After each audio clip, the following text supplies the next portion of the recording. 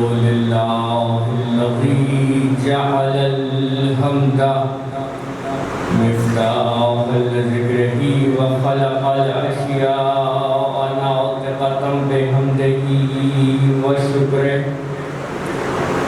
الصلاة والسلام على نبيه أبي القاسم محمد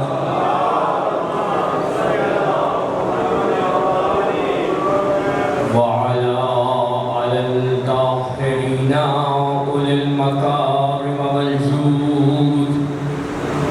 الحمد لله الذي هدانا لهذا وما كنا لنهتدي لولا أن هدانا الله. أما بعد فقد قال الله تبارك وتعالى في كتابه المحكم وكتابه المتقن وقوله أحسن. بسم الله الرحمن الرحيم. فبأي آلاء ربكما تكذبان.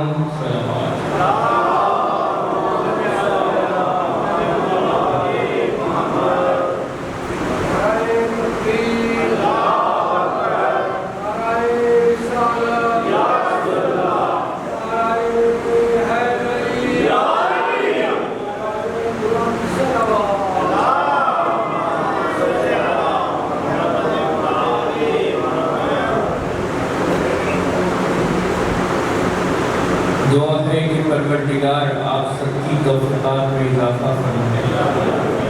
جو افراد بستر علالت پر ہیں انہیں شفا یاب سحر نصیب فرمائے. جو افراد بے روزگار ہیں انہیں باعزت روزگار عطا فرمائے. سلطان کائنات ولی عصر کے ظہور میں تعجیل فرمائے. بلند آواز سے صلوات پڑھنے کی تمام دعائیں مستجاب.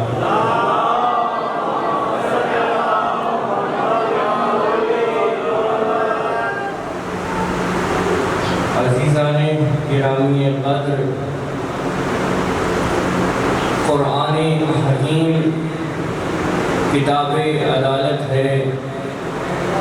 قرآن حکیم کتاب شفا ہے.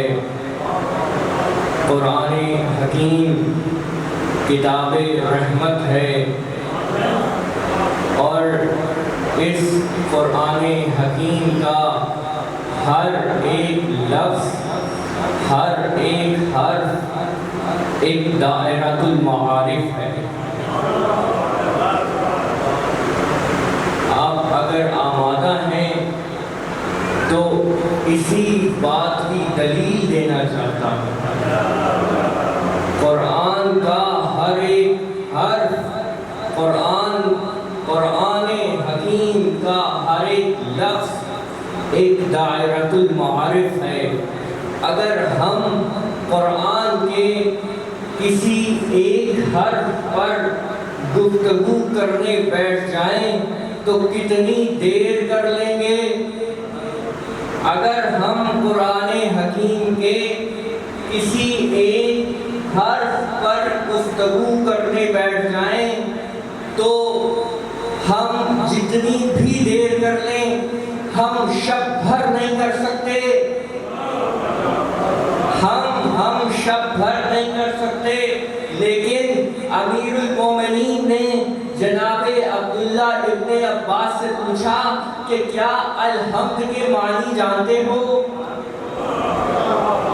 کیا الحمد کے معنی جانتے ہو؟ جناب عبداللہ ابن عباس فرماتے ہیں کہ اللہ کا رسول اور اس کا وسیع بہتر جانتے ہیں. اور تاریخ شاہد ہے کہ امیر المومنین نے الحمد کی تفسیر بیان کرنا شروع کی تو شب بھر کرتے رہے، لیکن فقط الف لام کی تفسیر مکمل بیان نہ ہو سکی. قرآن حکیم کا ہر ایک لفظ، ہر ایک حرف ایک دائرۃ المعارف ہے. لیکن وہ مفاہیم منکشف کون کرے گا؟ وہ وہی کرے گا جو جان قرآن ہوگا. اور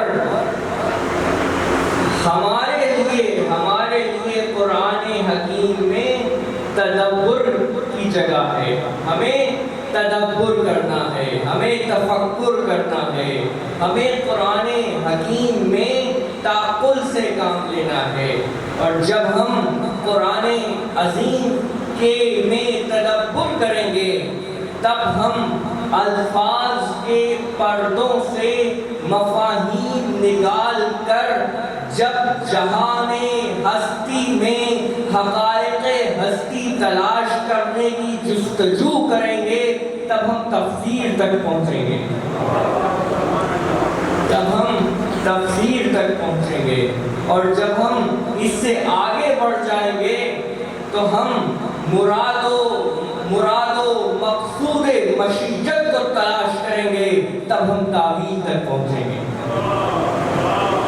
اور قرآن حکیم میں ضروری ہے کہ قرآن کے لہجوں کو سمجھا جائے، قرآن کی ترتیب کو سمجھا جائے۔ اسی لیے اس سورہ رحمان میں جس کی آیہ مجیدہ کو سرنامہ کلام قرار دیا، اس سورہ رحمان کا آغاز کچھ یوں ہوا کہ الرحمن علم القرآن خلق الانسان، یعنی قرآن میں سورہ رحمان میں کچھ اس ترتیب سے بتایا گیا کہ علم قرآن پہلے ہے، خلق الانسان بعد میں ہے۔ علم قرآن پہلے ہے، خلقت انسان بعد میں ہے۔ اب کوئی اس ترتیب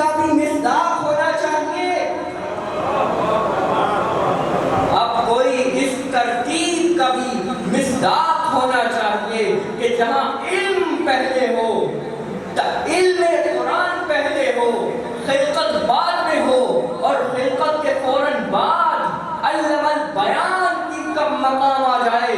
اور یہاں پر جناب امام محمد باقر علیہ السلام کے ایک فرمان کو پیش کر رہا ہوں۔ امام فرماتے ہیں کہ جب اللہ نے ہمیں خلق کیا تو خلقت کے فوراً بعد ہم تسبیح و تقدیس و تحلیل کی صدا بلند کرتے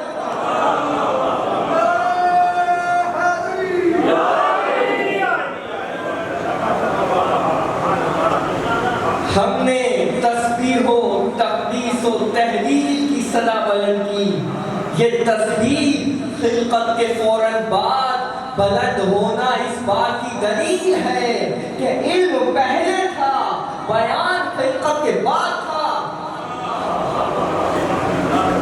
اور پھر امام فرماتے ہیں کہ جب ہم نے تسبیح و تقدیس کی صدا بلند کی تو ملائکہ نے ہم سے تسبیح کا ہنر سیکھا، تب ملائکہ نے ہم سے تسبیح و تقدیس سیکھی۔ اسی لیے میر انیس نے فرمایا تھا کہ سب قطرے ہیں گر فیض کے دریا ہے تو ہم ہیں، سب قطرے ہیں گر فیض کے دریا ہے تو ہم ہیں، ہر نقطۂ قرآن کے شناسا ہے تو ہم ہیں۔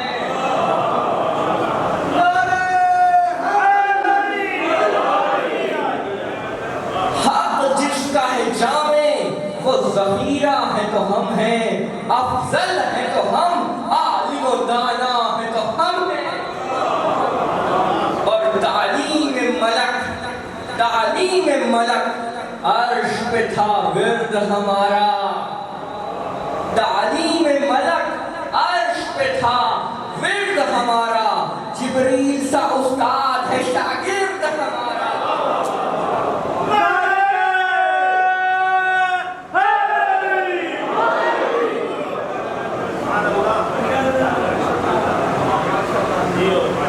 اصل نعمت پر آئی، قرآن حکیم اصل نعمت کی طرف متوجہ کر رہا ہے۔ تم اپنے پروردگار کی کس نعمت کو جھٹلاؤ گے؟ ہمیں پہلے نعمت کو سمجھنا ہے تاکہ ہم کسی ایسی شے کو نہ جھٹلا دیں جو نعمت ہو۔ ہمیں نعمت کو سمجھنا ہے، اصل نعمت کو سمجھنا ہے۔ اور اگر کل کی گفتگو یاد ہو تو اصل نعمت اور حقیقت نعمت یہ ہے کہ ہم قرب الہیہ تک پہنچ جائیں. ہر وہ شے نعمت کا درجہ پالے گی، ہر وہ شے نعمت بن جائے گی جو قرب الہیہ تک پہنچانے کا وسیلہ بن جائے. اور اگر دیکھنے کی طاقت، بینائی قرب الہیہ تک پہنچنے کا وسیلہ نہ بنے تو آنکھیں نعمت نہیں ہوں گی. اگر بینائی قرب الہیہ کا وسیلہ نہ بن سکے تو نعمت نہیں بن سکتی. لیکن اگر محرومی بصارت، اگر اندھا پن خدا تک پہنچانے کا وسیلہ بن جائے تو اندھا پن نعمت بن جائے گی. اور اسی طرح اگر آپ سے اس جملے کا وزن اٹھ گیا ہے تو یاد رکھیے گا کہ اگر جہنم کے خوف سے کوئی مسلح پر آ جائے تو خوف دوزخ نعمت ہے،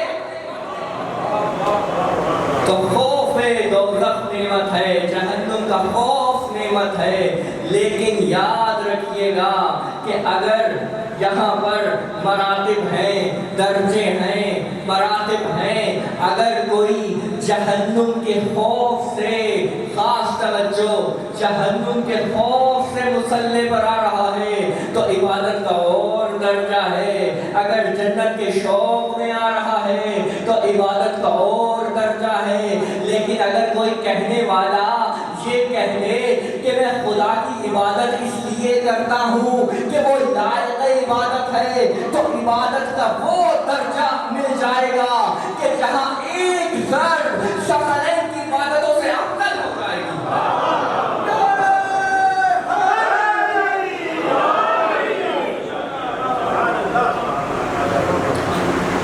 اصل نعمت، حقیقت نعمت کو دیکھنا ہے. اور عزیزان گرامی، ضروری نہیں کہ جو شے ہمارے پاس ہو وہ نعمت ہو. وہ نعمت تبھی بن پائے گی جب نعمتیں سرمدیہ تک پہنچانے کا وسیلہ بن جائے. اور خاص توجہ رکھیے گا. اور عزیزان گرامی، جب کوئی شے اپنی صلاحیت اور استعداد کے معیار سے پوری ہو جاتی ہے، کامل ہو جاتی ہے، یعنی اس شے میں کسی اور جز کا آنا ممکن نہیں رہتا. توجہ کیجیے گا، جب کسی شے میں کسی اور شے کی گنجائش باقی نہ رہے، وہ اتنی مکمل ہو جائے کہ اس شے میں کوئی اور شے آنے کی گنجائش اور استعداد اور صلاحیت باقی نہ رہے تو اسے اکمال کہتے ہیں. جب کوئی شے اتنی مکمل ہو جائے کہ اس میں اور کوئی جز شامل ہونے کی گنجائش باقی نہ رہے، اسے اس شے کا اکمال کہتے ہیں. اور جب کوئی شے اکمال تک پہنچ جائے اور پہنچنے کے بعد اس شے کا مقصد مل جائے تو وہ شے اتمام تک پہنچ جاتی ہے. وہ شے اتمام تک پہنچ جاتی ہے. اب مثال کے طور پر ایک دوست نے دوسرے دوست کو قلم دیا، جب وہ قلم بنا ہوگا تو اس کے اجزاء کو جوڑا گیا ہوگا. جب اس کے اجزاء مکمل طور پر جڑ گئے ہوں گے اور وہ منزل آئی ہوگی کہ اس میں کوئی اور شے شامل کرنے کی گنجائش باقی نہ رہ گئی ہوگی، تب اس قلم کا اکمال مل گیا ہوگا. یعنی وہ منزل جب قلم مکمل ہو گیا تب اکمال قلم کی منزل ہے. اور جب اس قلم سے علم جاری ہو گیا، جب اس قلم سے علم محفوظ ہو گیا، جب اس قلم سے علم زمانوں میں منتقل ہو گیا تو تمام قلم کی منزل ہے.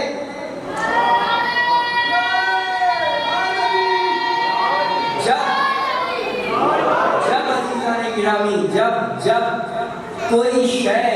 کوئی شے اتنی مکمل ہو جائے، جب اس میں کوئی اور شے شامل ہونے کی استعداد باقی نہ رہ جائے، تب وہ اکمال کی منزل ہوتی ہے۔ مثال کے طور پر آپ نے گھر بنایا، اور گھر بنا کر آپ نے اینٹوں سے آپ نے تمام اشیاء مہیا کر کے گھر بنا دیا۔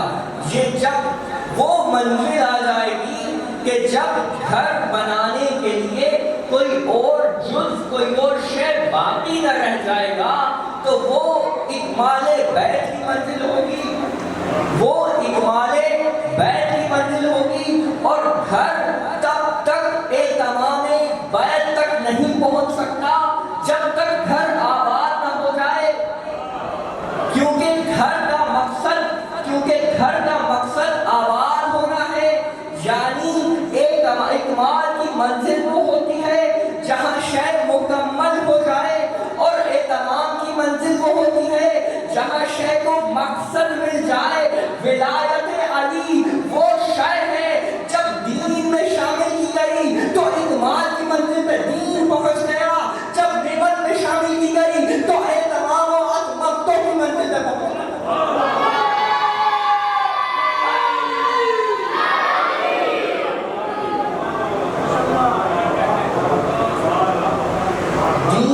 دین کا جز جب دین میں کچھ اور شامل ہونے کی گنجائش نہ رہ گئی، تب دین کے اکملتوں کی منزل ہے، تب دین کے اکملتوں کی منزل ہے۔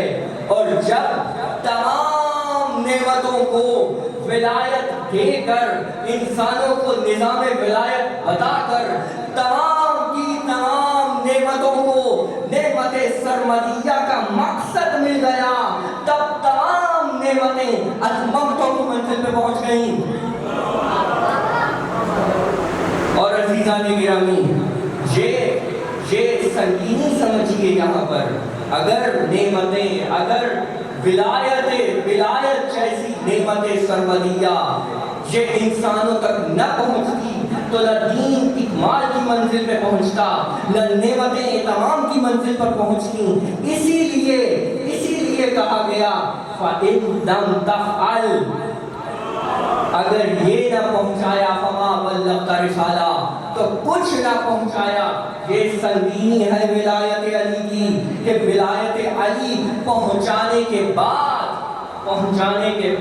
دین اکمال تک پہنچتا ہے، نعمتیں اہتمام تک پہنچتی ہیں۔ اور جب عزیزان گرامی، جب اس عرفانی نقطۂ نظر کو میں نے وجود پر اس کا اطلاق کیا، تو جس وجد و کیف کی حالت میں تھا وہ اگر میں آپ تک منتقل کر سکا تو کامیابی ہے۔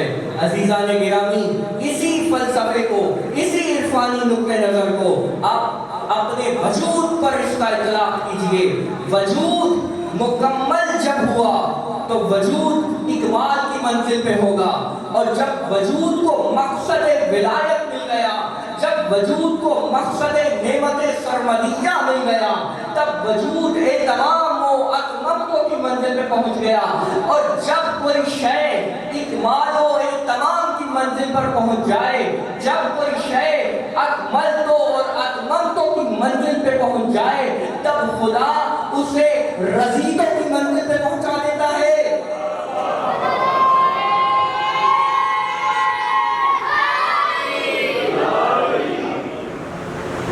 خدا اسے رضیتوں کی منزل پر پہنچا دیتا ہے۔ یعنی پانی کا بہنا اس کے اکملتوں کی منزل ہے، اور پانی کا سمندر میں داخل ہو جانا اتممتوں کی منزل ہے، اور سمندر کا پانی کو جذب کر لینا رضیتوں کی منزل ہے۔ اور عزیزان گرامی، اسی طرح کا وجود جب اس مقصد کو پالے گا جس مقصد کے لیے آپ کو وجود دیا گیا، یعنی آپ قربت الہیہ تک اگر پہنچ گئے، تب آپ کو خدا رضیتوں کی منزل میں داخل کرے گا۔ اور یعنی رضیتوں کی منزل وہ ہے جہاں رضائے الہیہ ہے، جہاں رضائے الہیہ ہے اور انسان جنت میں داخل ہو جاتا ہے۔ جنت نام ہے رضائے الہیہ کا، جنت نام ہے رضائے الہیہ کا۔ اور اسی لیے عزیزان گرامی، اب یہ بات تو واضح ہے کہ ولایت علی ہمارے وجود کا مقصد ہے۔ جو اس مقصد کو پورا کرتا چلا جائے گا وہ رضائے الہیہ تک پہنچتا چلا جائے گا، وہ رضائے الہیہ تک پہنچ جائے گا۔ اور جس نے ولایت کو قبول نہ کیا وہ رضائے الہیہ کی خوشبو تک نہیں سونگھ سکتا۔ اسی لیے آپ کو ایک تسلسل مل جائے گا احادیث کا اور فرامین کا، جس میں کہا گیا کہ جس شخص نے بھی ولایت کو قبول نہ کیا وہ جنت کی خوشبو بھی نہیں سونگھ سکتا۔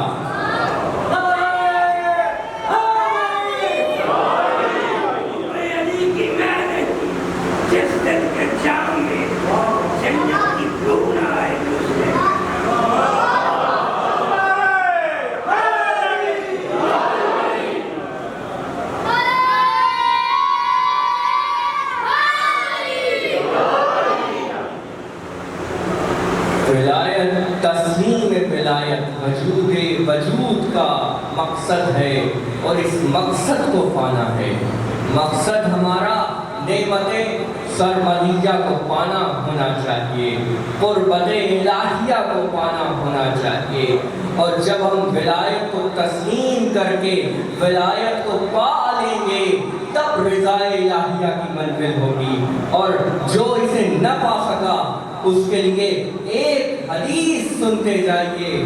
اور رسالت معاف فرماتے ہیں کہ اگر کوئی شخص جناب نوح جتنی زندگی پائے،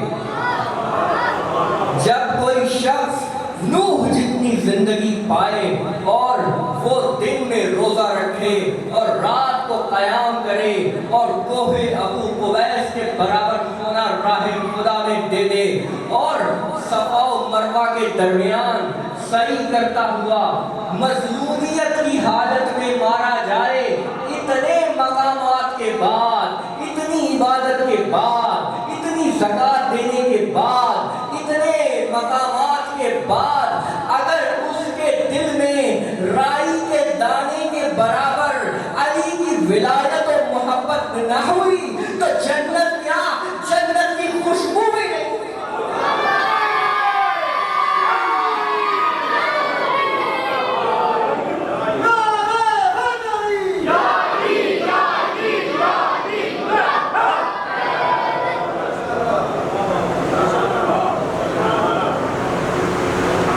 ہمیں اصل نعمت کو سمجھنا ہے، ہمیں اصل نعمت کو پورا کرنا ہے۔ یعنی ہماری جو ہمیں نعمتیں دی گئیں ان کا مقصد یہ ہے کہ اگر آپ اسے نعمت بنانا اور نعمت رہنے دینا چاہتے ہیں تو نعمت کا مقصد پورا کیجیے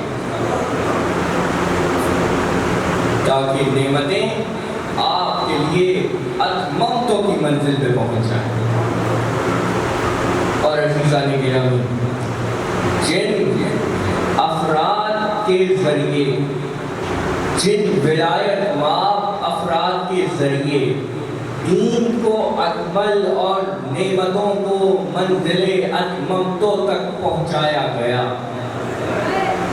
ان افراد میں سے جناب مسلم کو جناب امام حسین علیہ السلام نے کوفے کی طرف روانہ کیا، اور جب جناب مسلم کا وقت آخر آیا تو جناب مسلم وہ ہستی ہیں جن کو پانی میسر نہیں ہوا، جن کو پانی نہ مل۔ جناب مسلم کو شہادت سے پہلے جناب مسلم کو بھی پانی نہ مل سکا، اور ادھر جناب حسین تھے جن کو شہادت سے پہلے جنہیں بھی پانی نہ مل سکا، اور جناب مسلم کو شہادت کے بعد ان کا لاشا پاؤں میں رسی ڈال کر تمام کوفے کی گلیوں میں پھرایا گیا، اور حسین کا لاشا جس پہ گھوڑے دوڑا دیے گئے، مسلم کا لاشا بھی پامال ہوا، جناب حسین کا لاشا بھی پامال ہوا۔ لیکن ایک فرق یاد رکھیے گا کہ جب جناب مسلم کے بچوں کو امام حسین نے بتایا کہ تمہارے والد گزر گئے ہیں، تو جناب حسین نے جناب مسلم کے بچوں کو بلا کر اپنے زانوں پہ بٹھا کر پیار کرنا شروع کیا، اور جناب فضہ سے فرماتے ہیں فضہ میں نے کچھ دن پہلے کچھ گوشت پارے منگوائے تھے، وہ گوشت پارے لا کر جناب حسین نے مسلم کے بچوں کو پہنائے۔ یہ پیار جناب حسین نے مسلم کے بچوں کے ساتھ، مسلم کی شہادت کے ساتھ، مسلم کی شہادت کے بعد مسلم کے بچوں کے ساتھ کیا۔ لیکن دوسری طرف جب حسین